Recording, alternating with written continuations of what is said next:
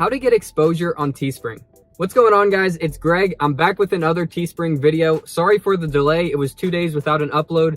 You wouldn't imagine how complicated it is to switch over your technology and start filming with new equipment. I ended up going with the new iPhone XS for the camera. The lighting and the colors should be a little bit better for you guys, and the clarity should be better as well. But the built-in stabilization, so when I'm filming in the car, it's not bouncing all around. It should stabilize that video and hopefully give you guys a better experience hearing and watching it. And also, with all these features on this new camera, I should be able to film some cool time lapses and add in some cool videos here and there throughout these videos, so you don't have to just look at me the whole time. Let me know what you guys think of this video and audio quality. Right now, I'm just using the in-camera audio, but I also have a lavalier mic that I just bought to plug in and try. So I want to know what you guys think and what you prefer audio-wise. So this is the camera by itself with its own audio. And then this is with the lavalier microphone. So let me know which one you guys prefer. So hopefully that catches you up. And again, I'm sorry for not uploading for 2 days, but I had to get situated with all this equipment. And it was like a complete world switch when you start to switch equipment, but I'm back. And another small note, I've got a full studio lighting setup coming, 3 light boxes for the home studio. That's coming today. So those videos at home should be a lot better. Hopefully we can take this channel to the next level with good equipment. So guys, without further ado, you asked the question of how to get exposure on Teespring, and it's an excellent question. So this video, we're gonna get into it.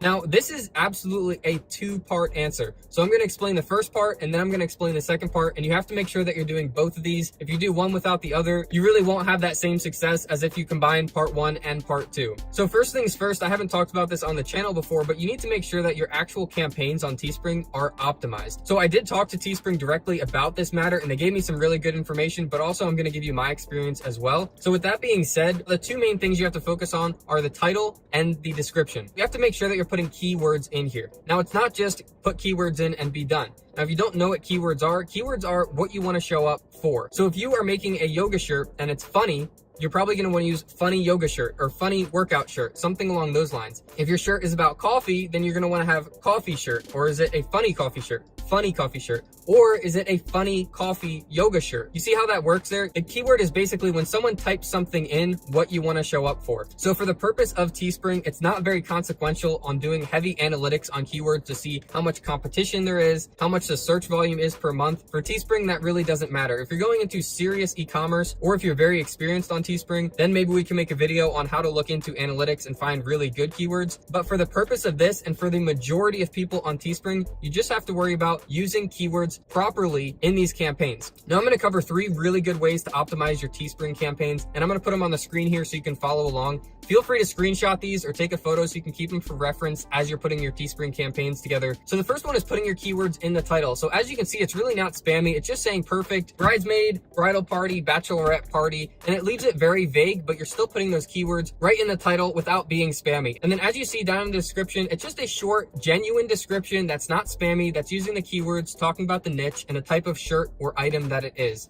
So that's the first way, is to put your keywords in the title, separated by commas, and then put a short description describing what it is. Now, when we move on to the second one here, this is using a catchy title. So someone who's scrolling through the Teespring marketplace or scrolling through Google and finds this shirt, they will see that catchy title, and this catches their attention. So that's what this is made for. As you can see, it's not really based around keywords, although it has the keywords in it, but it's made for shareability. So someone may send this to someone else as a funny gift idea, or buy it for someone, or think of someone when they read that title. And then again in the description, just a short little description describing what it is, the category, the keywords. And a good thing to note here is you have 40 characters to use in your title and 1,500 characters to use in your description. Now in your description, that equates to about 300 words, which is plenty and way more than you'll likely use, but know that you have that much room to put in a genuine description. Just make sure you're being genuine and not spammy in the title or description. Now when we move on to the third one here, this is going for the keyword rank. So this is something that someone would type into Google, and that Google search would look something like chocolate Labrador dog Christmas sweater, or mug, or shirt, or gift, something like that. And by leaving it open like this, you can rank for all of those. And then as you see in the description, a little bit longer description, but it's using these same principles. It's going over the category, the niche, and the keywords in there. This is exactly what you want to do, and these are the best 3 examples on how to optimize your campaign setups on Teespring. The biggest thing is to make sure that you're not being spammy in your title or your description. Teespring has been explicitly clear that they will not feature your products on the boosted network if you're being spammy, if you're putting capital letters in your description, or saying limited edition, or anything that looks spammy that Teespring wouldn't want to put their name behind. So make sure that you're making everything genuine, nice and clean, and very honest, descriptive with keywords. So that's what you're going to do to optimize your listings. Now, once your campaigns are optimized, you'll be much more likely to get free exposure because Teespring now can pick your items and feature them, and you can get a lot more free traffic from Teespring's marketing efforts. So that's part one. Make sure that you're optimizing your campaigns. Now, a little bonus for optimizing your campaigns: after you've launched it, go into edit,